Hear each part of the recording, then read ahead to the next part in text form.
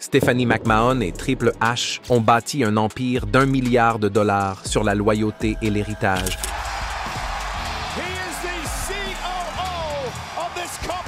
Mais derrière les projecteurs, des rumeurs de trahison les suivent depuis des années. Et ils ne sont pas les seuls. Des chuchotements dans les vestiaires aux conséquences dans le monde réel. Voici les moments où les plus grands noms du catch ont brisé plus que le kayfabe. Ils ont brisé la confiance. Et si le couple royal de la WWE n'était pas aussi parfait qu'il en a l'air? Pendant plus de 20 ans, Triple H et Stephanie McMahon ont été l'étalon or. Le duo de choc du catch règne à la fois sur le ring et dans la salle de conférence. L'assassin cérébral et la princesse milliardaire. Mais derrière les lumières brillantes et les ceintures de titre, des rumeurs ont circulé pendant des années. Affaires, trahison, des jeux de pouvoir en coulisses. En 2025, les rumeurs ont repris de plus belle. Parlons des allégations les plus persistantes. Ce qui a été dit, ce qui a été prouvé et ce qui reste caché dans l'ombre de l'empire de la WWE. Tout a commencé en 1999 lorsque Triple H a interrompu le mariage à l'écran de Stephanie avec Test. But I really felt, from the bottom of my heart felt that you should take a look at this. Révélant qu'il l'avait droguée et épousée dans un drive-in de Las Vegas. Les fans sont choqués. Mais ce qu'ils ne savaient pas, c'est qu'en coulisses, une véritable relation était déjà en train de se former. En 2003, les deux se sont mariés dans la vraie vie. Mais ce n'était pas un conte de fées. Du moins, pas pour tout le monde. En coulisses, les murmures se font de plus en plus forts. Des allégations selon lesquelles Triple H aurait commencé à sortir avec Stephanie alors qu'il était toujours en couple avec Chyna. Chyna, qui est décédée tragiquement en 2016, a toujours prétendu avoir découvert la liaison par des lettres d'amour secrètes. Ni Triple H ni Stephanie n'ont jamais répondu à ces allégations, laissant le silence parler plus fort que n'importe quel démenti. Pour les fans, ce silence n'a fait qu'alimenter les spéculations. Et puis, il y a Test. Avant Triple H, Stephanie a partagé une romance à l'écran avec Test. Une romance qui, pour beaucoup, reflétait une relation dans la vie réelle. Bien que cela n'ait jamais été confirmé, les initiés ont longtemps laissé entendre que les lignes entre l'intrigue et la réalité étaient bien plus que floues. Tragiquement, avec la mort de Test en 2009, sa version de l'histoire restera à jamais inconnue. Au fur et à mesure que le pouvoir du couple grandissait, Triple H prenant le contrôle de la direction, Stephanie accédant à la royauté de l'entreprise, les rumeurs se sont multipliées. Des absences soudaines à la télévision, des tensions gênantes à l'écran. Les fans l'ont remarqué et en ont parlé. L'Empire se fissurait-il derrière le rideau? Puis vint 2025. Un rapport explosif affirme que Triple H a trompé Stephanie avec l'ancienne superstar de la WWE, Caitlyn. L'article dépeint un tableau d'infidélité, de jalousie et même de séparation familiale. C'était l'une des rares fois où une rumeur citait des noms et elle frappait fort. Mais comme tant d'autres avant elle, aucune preuve n'a jamais fait surface. Aucune photo, aucune déclaration. Et une fois de plus, les McMahon sont restés silencieux. Pourtant, le moment était étrange. Caitlyn était revenue sur le devant de la scène. Triple H s'était récemment retiré de la télévision. Coïncidence? Ou quelque chose de plus? La vérité? Nous ne le saurons peut-être jamais. Ce que nous savons, c'est qu'un pouvoir comme le leur ne va pas sans pression. Stephanie est née dans la dynastie des McMahon. Triple H, autrefois outsider, est aujourd'hui au cœur de la machine. C'est un mariage qui s'est construit au sein de l'entreprise la plus impitoyable du monde du spectacle, où les histoires personnelles sont monétisées et où les secrets sont monnaie courante. Et pourtant, malgré tout, ils sont restés ensemble. Mariés depuis 2003, 3 filles, un front uni dans une industrie qui dévore les relations. Dans un monde où le drame fait vendre, l'histoire la plus choquante pourrait bien être celle qui ne passe jamais à la télévision. Alors, quelle est la vérité sur Triple H et Stephanie McMahon? S'agit-il d'une histoire d'amour faite pour durer ou d'une illusion soigneusement élaborée et protégée par le pouvoir? Faites-nous part de vos réflexions dans les commentaires. Pensez-vous que les rumeurs ne sont que cela? Ou y a-t-il plus que cela derrière le silence? Peu de trahisons dans le catch ont brouillé la la frontière entre la réalité et l'intrigue, comme celle impliquant Jeff Jarrett, Kurt Angle et Karen Angle. Karen a été mariée à Kurt Angle, médaillé d'or olympique et légende de la WWE pendant près de 10 ans. Mais en coulisses, leur mariage s'effilochait et Jeff Jarrett en était le centre. Alors qu'elle était encore légalement mariée à Kurt, Karen a entamé une liaison avec Jarrett, qui n'était pas seulement un collègue catcheur de la TNA, mais aussi un cadre important dans les coulisses. Les retombées ont été brutales. En 2008, le mariage de Kurt et Karen s'est officiellement terminé par un divorce très médiatisé. La trahison n'était pas seulement personnelle, elle a ébranlé le vestiaire. Jeff Jarrett, autrefois considéré comme un pilier de la TNA, est devenu le paratonnerre de la controverse. Le scandale a pris une telle ampleur que la TNA a décidé d'en faire une intrigue. Pour Kurt, le scandale n'a pas fait dérailler son héritage. Il a tenu bon, revenant à la WWE des années plus tard en tant que directeur général de Raw. Ladies and gentlemen, your new general manager Raw, Kurt Angle!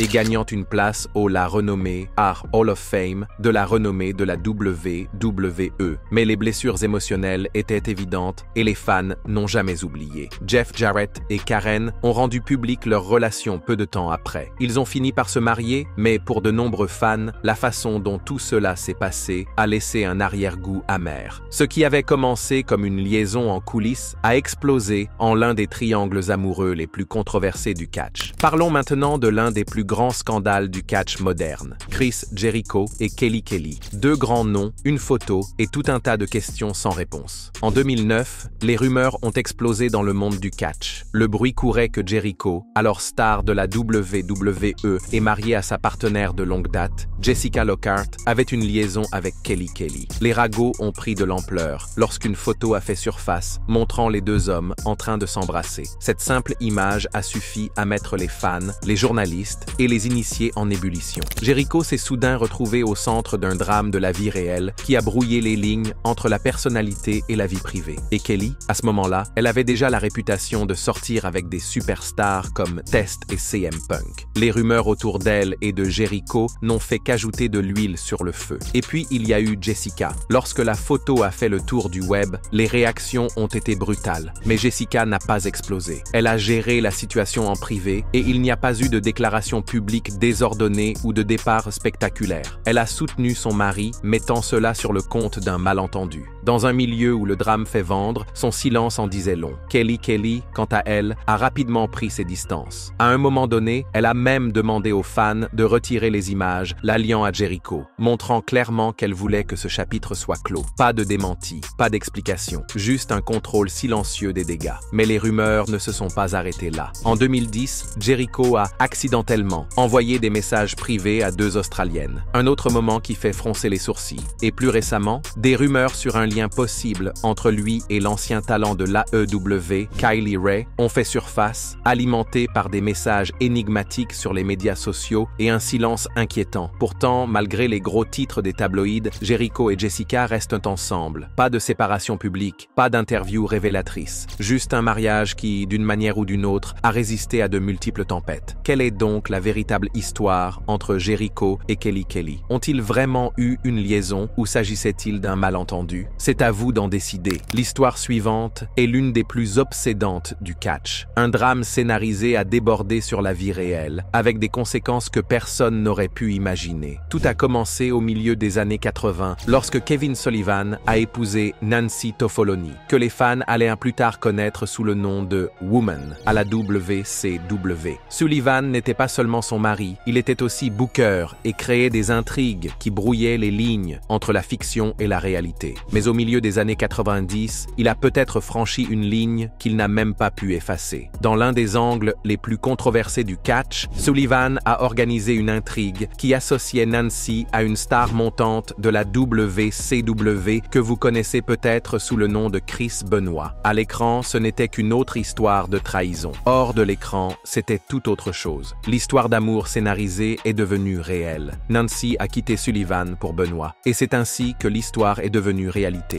Sullivan a déclaré plus tard que le mariage était déjà en train de s'effilocher avant que Benoit n'entre en scène, mais aucun recul n'a permis d'atténuer les retombées. Il finira par quitter la WCW et la situation entière laissera une ombre durable sur toutes les personnes impliquées. En 2000, Nancy et Chris sont mariés. Pendant un certain temps, le chaos semble s'être apaisé. Mais en 2007, le monde du catch a été bouleversé par quelque chose de bien plus sombre que n'importe quelle querelle scénarisée. Dans une tragédie qui hante encore l'industrie, Chris Benoit a assassiné Nancy et leur fils de 7 ans, Daniel, avant de se suicider. La nouvelle a provoqué une onde de choc au-delà de la catch, dans les grands titres, les salles d'audience et le congrès. Les questions relatives aux lésions cérébrales, à la santé mentale et aux exigences brutales de la vie sur le ring ont dominé les conversations. Mais pour ceux qui connaissaient personnellement la famille, le chagrin était incommensurable. Kevin Sullivan, l'homme qui a écrit l'histoire qui a réuni Nancy et Chris, est revenu sous les feux de la rampe. De folles théories conspirationnistes ont circulé en ligne, certains l'accusant même d'être impliqué dans les meurtres, des affirmations que la police n'a jamais réussi à étayer. Dans un rare moment de réflexion personnelle, M. Sullivan a déclaré plus tard que la mère de Nancy lui avait assuré qu'elle n'avait jamais cru à ces rumeurs. C'est l'une des rares sources de paix qu'il a eues pendant cette période de chagrin inimaginable. Ce qui rend cette histoire encore plus effrayante, c'est que c'est Nancy elle-même qui a lancé l'idée de sa relation à l'écran avec Benoit. Sullivan a depuis déclaré qu'il regrettait profondément d'avoir autorisé cette relation et que s'il pouvait revenir en arrière, il ne mélangerait plus jamais vie professionnelle et vie privée de cette manière. Malgré la trahison, Sullivan a parlé de Benoit avec un étrange respect professionnel, reconnaissant son intensité, son talent et son obsession pour le métier. Mais derrière ce respect se cache une histoire remplie de chagrin d'amour, de colère et de douleurs non résolues. Cette histoire montre comment des frontières floues, une pression incontrôlée et des démons personnels peuvent déboucher sur quelque chose de bien plus dévastateur que n'importe quelle rivalité scénarisée. La saga de Kevin Sullivan, Nancy Benoit et Chris Benoit reste l'un des chapitres les plus sombres et les plus complexes de l'histoire du catch. Un chapitre où la frontière entre performance et réalité s'est complètement évanouie, avec des conséquences tragiques. Cette nouvelle histoire a tout pour plaire. Des liaisons, des accusations et des drames qui auraient pu faire la tête d'affiche de n'importe quel épisode de l'ère de l'attitude. Mais ce n'était pas une simple histoire, c'était réel. Nous parlons de Terry Runnels, de son mariage tumultueux avec Goldust et du scandale hors écran avec Shawn Stasiak qui a laissé les fans et les autres catcheurs sur le carreau. Terry et Dustin Runnels se sont mariés en 1993. À l'écran, elle gère le personnage de Goldust sous le nom de Marlena et ensemble, ils deviennent l'un des duos les plus inoubliables de la WWE.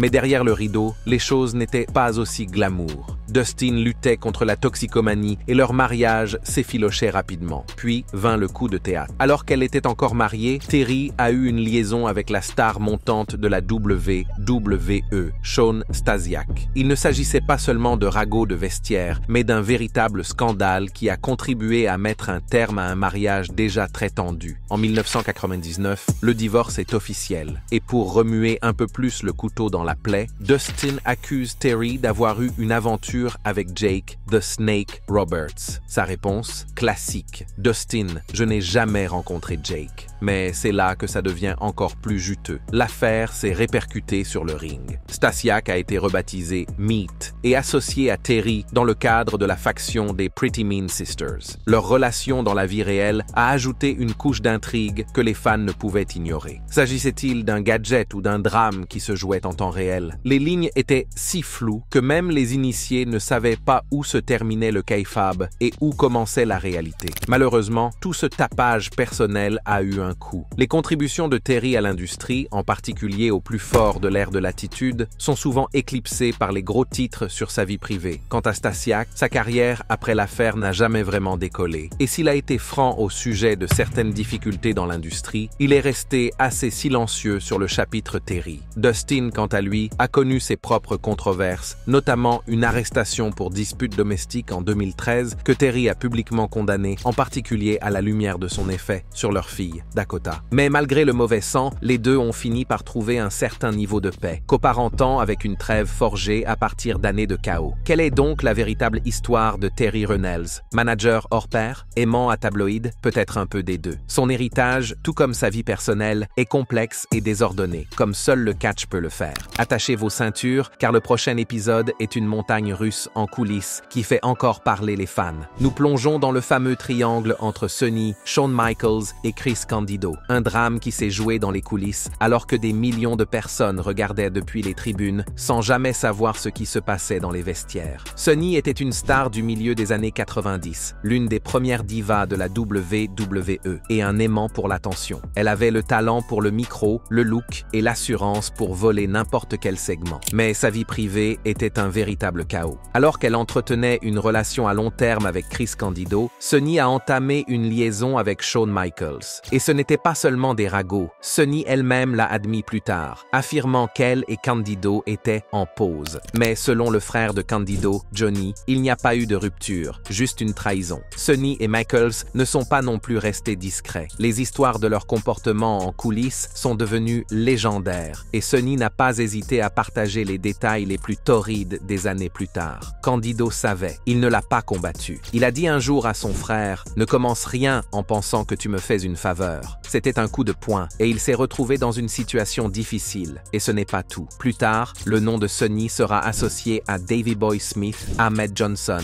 et même au regretté Sabu. Certaines rumeurs, elle les a confirmées. D'autres, elle les a démenties. L'une d'entre elles, qu'elle a fermement rejetée, était le ragot persistant sur elle et Bret Hart. Pendant tout ce temps, la réputation de Candido en prend un coup. Au début, il était considéré comme la victime, mais au fur et à mesure que l'affaire s'éternisait et qu'il gardait le silence, certains dans le vestiaire ont commencé à considérer ce silence comme une faiblesse. C'était une situation sans issue. Depuis, Sonny a été honnête au sujet de sa liaison et de ses choix. Elle a assumé son passé et ne s'est pas excusée. Shawn, quant à lui, est resté pratiquement silencieux, se concentrant sur son arc de rédemption et évitant soigneusement le chapitre Sonny. Avec le recul, l'affaire a peut-être été un scandale en coulisses, mais elle a aussi marqué la façon dont les fans se souviennent de Sonny. Elle était une pionnière talentueuse, mais aussi imprévisible et indomptée. Son histoire n'est pas seulement celle de la tromperie. Elle montre à quel point les choses peuvent aller vite lorsque les caméras cessent de tourner, et à quel point le drame devient réel lorsque le scénario s'arrête. Le prochain est un feuilleton déguisé en triangle amoureux du catch, CM Punk, Lita et AJ Lee. Il y a un culte des idoles, des chuchotements en coulisses et une chronologie suffisamment désordonnée pour faire sourciller même les fans les plus chevronnés. Revenons en arrière. Avant de faire des promos et de sauter sur le ring, AJ Lee était une fangirl, et pas n'importe laquelle, elle idolâtrait Lita. Il y a même un clip de 2001 où la jeune AJ est pratiquement sans voix lorsqu'elle rencontre son héroïne. Une décennie plus tard, cette même fan aux yeux écarquillés se retrouve au cœur d'un triangle amoureux entre Lita et CM Punk. Punk et Lita ont commencé à se fréquenter en 2009 et sont restés ensemble pendant des années. Pendant ce temps, AJ a fait ses débuts à la WWE en 2010 et est rapidement devenue une amie proche de Punk. Mais fin 2013, les choses se sont compliquées. C'est à ce moment-là que Punk et AJ ont été aperçus pour la première fois publiquement en tant que couple, juste au moment où sa relation avec Lita s'est discrètement évanouie. Était-ce une coïncidence? Peut-être. Mais d'après certaines rumeurs en coulisses, les choses auraient pu devenir confortables entre Punk et AJ avant la rupture. Et il y aurait eu de sérieuses tensions en coulisses. Tous les trois auraient partagé l'espace des vestiaires pendant ces derniers mois. Gênant, AJ qualifiera plus tard sa relation avec Punk de « compliquée » dans son livre, laissant entendre que des sentiments couvaient bien avant qu'ils ne passent à l'acte. Elle a même mentionné qu'il l'avait nié pendant des années, ce qui soulève plus de questions que de réponses. Leur première grande apparition publique en tant que couple, un match des Chicago Cubs en 2013. En juin 2014, ils se sont mariés. Et pour ajouter un rebondissement à l'intrigue, Punk a reçu sa lettre de licenciement de la WWE le jour de leur mariage. On ne peut pas faire mieux en matière de scénario. Depuis, Punk et AJ ont gardé les choses privées, serrées et sans drame.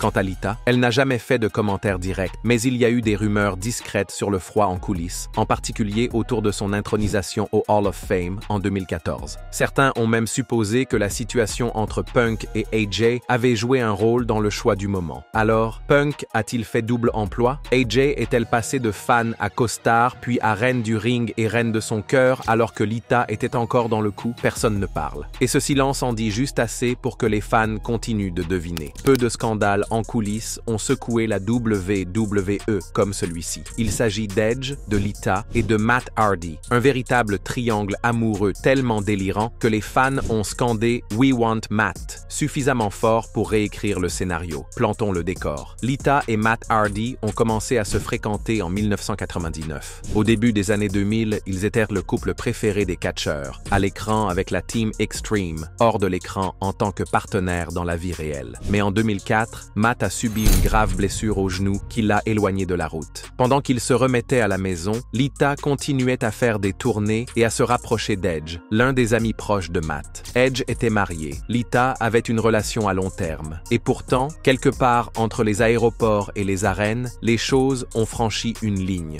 Début 2005, Matt a trouvé des messages compromettants sur le téléphone de Lita. La confrontation qui s'en est suivie a tout fait éclater au grand jour. Matt a rendu les choses publiques, vraiment publiques. Blog, interview, tout y passe. Les fans s'en sont donnés à cœur joie. Des rumeurs ont couru selon lesquelles les pneus d'Edge avaient été mystérieusement crevés lors d'un spectacle de la WWE. Matt ne l'a jamais admis, mais il ne l'a pas vraiment nié non plus. Et qu'a fait la WWE? Elle a licencié Matt. C'est vrai, le type qui a été trompé a été licencié pour conduite non professionnelle. La réaction a été immédiate. Les fans ont détourné les spectacles en scandant « Nous voulons Matt ». La WWE n'a pas eu d'autre choix que de changer de cap. Elle a ramené Matt et a transformé le drame de la vie réelle en une intrigue à l'écran. Edge et Lita sont devenus le couple le plus détesté de la WWE. Matt a joué le rôle de l'ex bafoué et leur querelle a brouillé la frontière entre le kayfabe et la réalité. C'était brut, intense et électrique. Et que vous l'aimiez ou non, cela a fonctionné. La célébrité d'Edge a grimpé en flèche et Lita a livré quelques-unes de ses meilleures performances. Le public n'en pouvait plus. Mais les retombées ont été réelles. Lita a été conspuée sans relâche et a dû faire face à des critiques bien plus sévères que celles de l'un ou l'autre des deux hommes. Elle a depuis admis qu'elle regrettait sa liaison, mais a également reconnu que l'intrigue l'avait poussée à faire preuve de créativité. Pourtant, le public ne l'a jamais oubliée. En 2006, elle a pris sa retraite, invoquant les 2 poids, 2 mesures et l'hostilité constante. Edge, il est devenu l'un des champions les plus décorés de la WWE. Matt, il s'est réinventé encore et encore, passant de la TNA à la brillance Broken. Au fil du temps, Edge et Matt se sont réconciliés. De l'eau a coulé sous les ponts, comme l'a dit Edge. Ils ne sont pas proches, mais la guerre est finie. Quant à Lita, son nom suscite toujours des débats. Certains disent qu'elle a été injustement vilipendée. D'autres disent qu'elle a provoqué le chaos elle-même. L'épouse actuelle de Matt a clairement fait savoir qu'elle n'aimait pas Lita. Scandale, déchirement, rédemption, tout y est. Et dans la plus pure tradition de la WWE, elle a donné lieu à une intrigue d'enfer.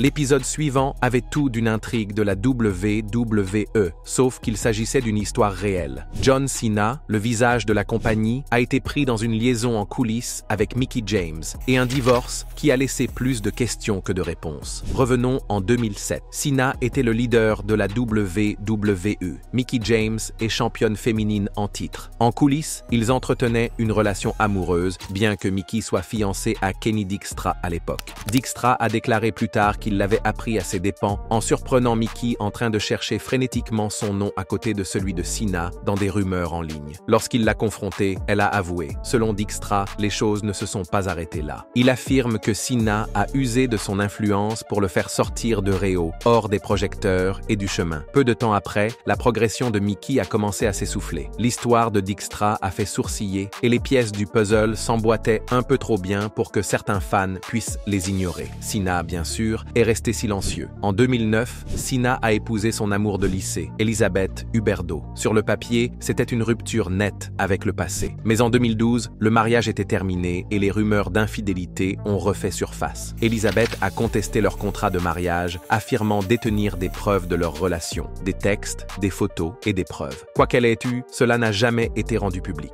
Le divorce a été réglé en toute discrétion. Remboursé? Fermé? Nous ne le saurons jamais. Mais le scandale n'a pas disparu. Il a juste été enterré. Des années plus tard, Mickie a donné des interviews soigneusement formulées, niant la plupart des rumeurs de liaison et balayant les accusations de Dijkstra comme un drame. Mais même elle a admis que l'histoire avec Sina était gênante, comme si tout le monde savait ce qui se passait en dehors de l'écran, même si cela ne se passait pas bien devant la caméra. Quant à Sina, il a depuis admis dans des interviews qu'il n'était pas un bon mari. Il s'est dit égoïste, têtu et peu enclin à faire des compromis. Il ne voulait pas d'enfants, il ne voulait pas de mariage. Ce qu'il voulait, c'était contrôler et protéger son image. Et c'est ce qu'il a fait. La liaison n'a jamais été confirmée. Les preuves n'ont jamais été divulguées. Mais pendant des années, c'est le silence qui a fait le plus parler. Sina est passée à autre chose, Mickie aussi. Elisabeth a disparu des projecteurs et le scandale s'est estompé. Jamais prouvé, jamais nié. Exactement comme le voulait Sina. La prochaine fois, il ne s'agissait pas d'une simple aventure en coulisses. C'était le genre de drame qui déclenchait des débats et laissait des carrières dans son sillage. Il s'agit de la liaison entre Dave Bautista et Melina Pérez en 2006. Un scandale qui a entraîné John Morrison et ébranlé le vestiaire de la WWE.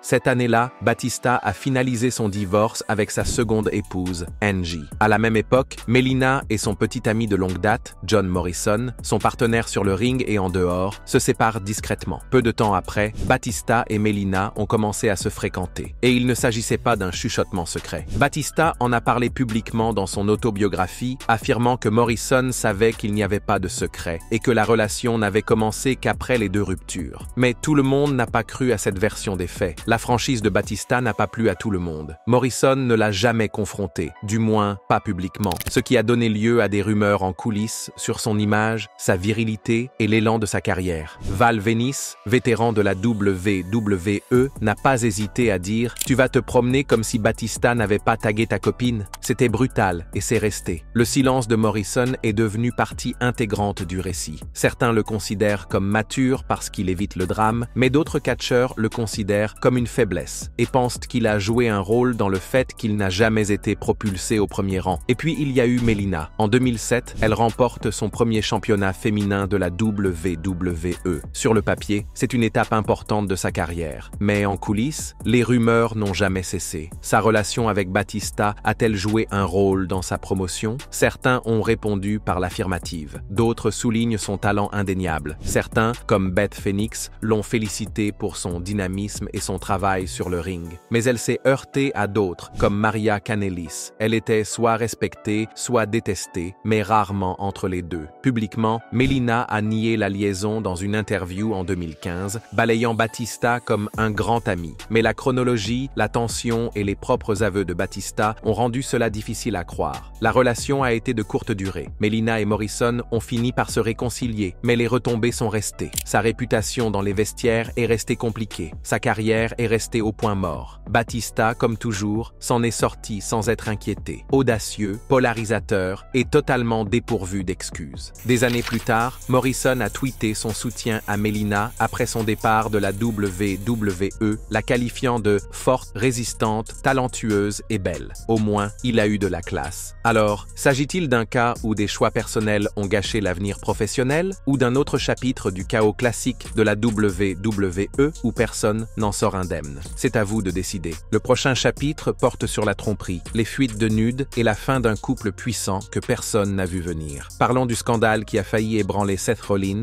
et du chemin sauvage qui l'a mené à Becky Lynch. En 2015, Rollins était fiancé à sa petite amie de longue date, Leigla Schultz. Mais tout s'est effondré lorsque des photos privées de lui avec la star de NXT Zara Schreiber ont soudainement fuité sur ses propres médias sociaux. Leigla n'est pas restée silencieuse. Elle a riposté en publiant les photos de Zara en guise de représailles. Les fans de la WWE ont été stupéfaits. L'Internet a explosé. Rollins a présenté des excuses publiques, imputant la fuite à un accès non autorisé et déclarant qu'il s'agissait d'une affaire privée. Mais personne n'a manqué la véritable histoire. Il était infidèle et sa fiancée s'est assurée que le monde entier le sache. Malgré le scandale, la WWE n'a pas bronché. Rollins a conservé la mallette Money in the Bank, a gardé sa place dans le main event et n'a pas perdu une miette de son histoire. La réaction des fans a été réelle, mais de courte durée. Zara et Seth ont rendu public leur relation peu de temps après, mais cela n'a pas duré. La WWE a libéré Zara quelques mois plus tard à la suite de messages controversés sur les réseaux sociaux et en 2016, c'était terminé. Rollins Rollins a continué à bouger, professionnellement et personnellement. Il a ensuite fréquenté la barmaid texane Sarah Alessandrelli, mais cette relation s'est évanouie au début de 2019. Et juste à ce moment-là, quelque chose a changé. C'est là qu'est entrée Becky Lynch. À l'époque, Becky venait de se retirer d'un engagement raté avec le combattant UFC Luke Sanders. Seth était nouvellement célibataire. Tous deux sortaient d'une relation compliquée. Tous deux étaient au sommet de leur art. Elle était The Man, tête d'affiche de WrestleMania, et entrée dans l'histoire. Il était The Beast Slayer, terrassant Brock Lesnar le même soir. Ils n'ont pas joué le jeu tout de suite. Mais lorsque la WWE s'est penchée sur la question avec une intrigue mixte à la mi-2019, le secret a été dévoilé. Il ne s'agissait pas d'une simple aventure, mais du nouveau couple le plus puissant du catch. En août, ils se sont fiancés. En mai 2020, Becky a annoncé sa grossesse en direct à Réo. Et en juin 2021, ils se sont mariés. Seth Rollins a peut-être commencé comme une star imprudente qui a failli tout brûler. Mais d'une manière ou d'une autre, il s'est retrouvé dans l'une des relations les plus stables et les plus médiatisées de la WWE, aux côtés d'une personne qui a été à la hauteur de son ambition à chaque étape. Des scandales au mariage. La vie amoureuse de Rollins a été aussi imprévisible que son style sur le ring, et il est toujours debout. Lequel de ces scandales avez-vous trouvé le plus piquant? Faites-nous part de vos impressions dans la section des commentaires. Et avant de partir, n'oubliez pas d'aimer cette vidéo et de vous abonner à Ring Rivals pour ne pas manquer les prochaines.